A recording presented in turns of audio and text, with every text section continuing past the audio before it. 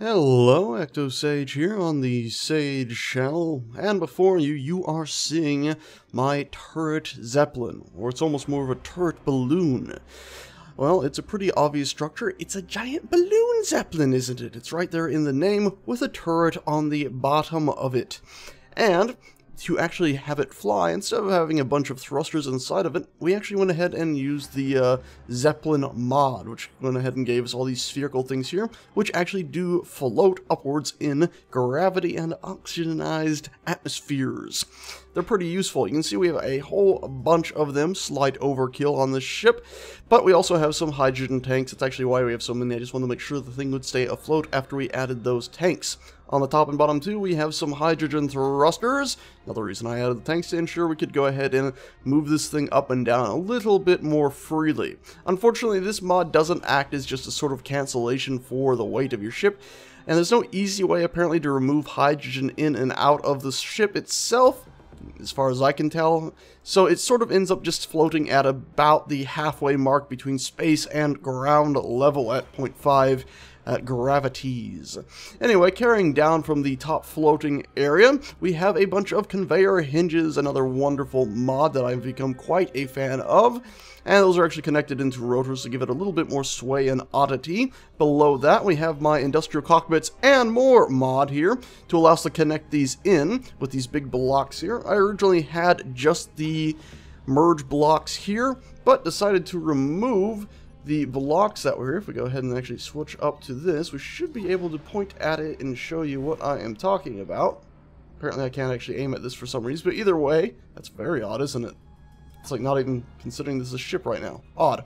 Anyway, this block here and the one below it were merge blocks I just went ahead and connected to, removed those, and put in those. I could of course left the merge blocks, but I wanted to be able to transfer hydrogen through these, and of course merge blocks still have a broken LOD currently, meaning they become big, ugly, hideous boxes at a distance. Carrying down, we have some lights, and you can see more of the conveyor mods, a few thrusters for some stability, as well as some hydrogen tanks here. And if we actually fly into this thing through the ribs, you'll see we have a reactor here, and that is mirrored on the other side. Carrying on down from here, we actually have some turrets here. Of course, their line of sight is pretty blocked by their support chains or ropes or whatever you wish to call them. It's smaller conveyor hinges, if you don't know. These guys actually do have the high chance of blasting away their own hinges, but this ship went for more looks and just interesting aesthetic than it did for actual functionality. It's a Zeppelin, so it's not exactly going to be the most functional thing in the world. Anyway, carrying down from here, that's where we get to the very bottom area here, where we actually have almost a little seating area. Well, it is a seating area where you can have a seat over there and use a remote control block to control this. And this sort of almost, what is the word I look for? Not coliseum, but bowl, ends up holding a lot of these tendrils if things go terribly wrong. If we fly into this, you'll see that we have a bunch more piping to make sure everything is hooked up, an antenna, and a remote control block right there, and in the finished version some rotors over here as well. So the whole thing, not rotors, pardon, gyroscopes over here as well to allow you to control the whole thing from that. Flying out of it, we do have some more thrusters to allow us to maneuver the ship. Lovely little control and viewing port right there. And of course the big bad turret at the very bottom, which is another mod. Anyhow, this is the giant Zeppelin of Fun Doomsday. And you can see I had a few earlier versions over here with different maneuverability, and well, originally just this, which didn't happen to fly too well. And you can see these are earlier versions where I locked the hinges in interesting ways. And of course I had to connect all these together using our same connection vehicles that we used on the Gravity Chariot. Anyhow, you probably want to see this thing actually in atmosphere. So here it is, floating in atmosphere. Yes, indeed, it is pretty high up. Like I said, it's at 0.55 gravities. And we could go ahead and teleport our character over here, and you can see oxygen is actually high enough up that there's none.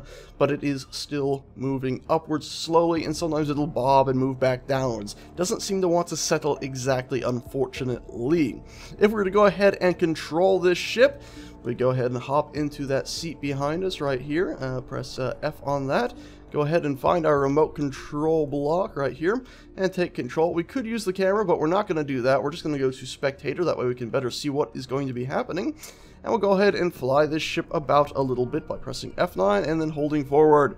And you see it acts a lot like almost a reverse balloon, you know, of a reverse hot air balloon. Instead of the balloon on top maybe pulling one way, the bottom is pulling one way. And in fact, I guess if there was a strong breeze, this is pretty much exactly how an air balloon would move. And you can see, of course, all the tendrils having a wonderful time flailing about down here as this odd beast of a structure moves. Now, we can also go ahead and turn. So we can start turning like this and turn on inertial dampers that usually cancel us out. And it'll very, very slowly cause, if you look at the top, the whole thing is now very slowly turning. Now, it does take a lot of manual finagling and stuff, but the ship does work. The oddity that it is. Like I said before, I believe I did leave this for maybe a few 4 hours. Yeah, I think it was probably 4 hours the other day to try to let it balance out so it stopped going up and down, but, well, that seems to have had no luck as it did settle, but reloading the world seems to have reset that, unfortunately. And the rotors at the very top might be a little bit strong because this isn't exactly turning the way I wanted. You can, of course, just use cardinal directions to go ahead and move your ship about using the thrusters, instead of actually rotating the bottom section. One of the cool things you probably would like to see is just the rotors have a little bit of fun here. If I was to over-torque these, or just do this, we could then go back to the F6 and look up, and you can see we can have ourselves a wonderful little dance party with all of these bastards down here. Or if we really wanted, we could go ahead and spin it up and do this, and it becomes a truly chaotic sight to see.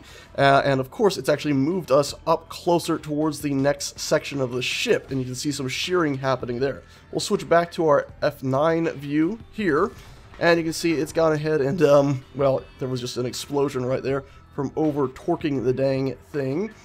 If we could go ahead and move our camera down, you can see it actually caused one of the hydrogen tanks to explode. And then just for the heck of it, we can go ahead and torque this back the other way. Pretty much made that just giant ball of tendrils right there in the center. As we untorque it, I'm sure we will also see some wonderful instabilities happening, and then it will probably spin back the other way. Well, that is the plan at the very least. I probably could have used the F7 view thing to maybe get a slightly more stable and centered view of this, but, well, I've had issues with that in the past, and I can't seem to wrap my head properly around how you set the F7 camera where I would like. Oh boy, it just ripped free, didn't it? Yep, we missed part of that. Anyway, there you go. It's split free, so be wary of using those arrow keys and spinning that too much. And you can see now the Zeppelin is starting to shoot upwards because, of course, there was a horse, but because that's a lie. But because now that it's lost the weight of this turret, the Zeppelin can now carry it higher, or should I say the balloon can carry it higher. There's no easy way to really increase the lift or decrease the lift short of adding and removing the weight, sort of like a proper Zeppelin, I guess. Or, yeah, Zeppelin or hot air balloon. Could, of course, you know, maybe move the hydrogen about in theory. But either way, that is that. One last thing to show is let's go ahead and have a quick battle between two of these, shall we? Alrighty, so here we go. Two Zeppelins pretty much at the same height. Really quickly go ahead and connect to one of them and set it to be owned by the evil space pirates. Looks like it's the one on the right, that's Space Pirates, and now they're of course going to go ahead and have a lovely little battle with one another. Now, usually when I do this, I find that as one of them takes damage and loses weight, wow, look at the right one, all those pieces just falling there, wow. It'll actually end up moving upwards into the sky, which actually gives it an advantage because all the turrets are mainly designed to face downwards. So, if one can lose enough weight quickly enough while still having weapons functionality, it will almost guarantee it a victory. Now, oddly enough, it looks like the turret on the left, the big turret, is aiming down at floating debris instead of actually aiming at its main enemy target, which is closer. An odd glitch indeed. But you will see that even though the one on the left has lost two of its turrets, and now its big turret, it is now taken the higher ground. And you can see as it's firing, it's now severing the main supports for the one on the right. The one on the right is still managing to get a few shots in, but only at the lower section, which has been mostly made, well, inoperable already. And in fact, if we were to go ahead and fly ourselves in here, that silly turret, and take a look at this really quickly, you can see a lot of these tendrils that fell ended up actually being held in that almost bucket area, it would appear. A few little pieces at least have been held here. Flying backwards and back up, you can see a lot of supports have been severed here. And actually flying out, you can see now the turrets that are here are actually beginning to even take fire at the Zeppelin's balloons themselves, it would appear, as well as a few more of the joints. It's funny because I've done this 3 times now, and every time has been a little bit different, even though I've spawned them at pretty much the same height next to each other at roughly the same distance. The battles almost always seem to turn out just a little bit different every time. It's very, very interesting that. This is actually the first one of these battles I've done where these Zeppelins have actually remained so close together. One of them by now usually has lost the main bulk of the lower ship. At this point, I'm surprised that they're still fighting. Usually it's over by now. And it's very odd to see that even the left one, or the one that is now on our left, we've flipped our camera from side to side, still has functional turrets that are actually still firing at stuff. They're not hitting anything like you would expect, but they are doing damage. Now, we do have a bit of a thing where the ship on the left will now probably survive, because as it loses Zeppelin balloons, and considering it still has more weight at the bottom of the ship, there's a good chance that it is going to stay roughly at this height. Whereas this ship has lost the main turret and hasn't lost really any balloons. It's lost one connector, but all the balloons still seem to function. It's going to end up living at a higher height, which means these ships will no longer be able to reach one another. Very, very interesting turn of events we've had here. Very, very interesting. Now, I would like to show you some of the previous battles.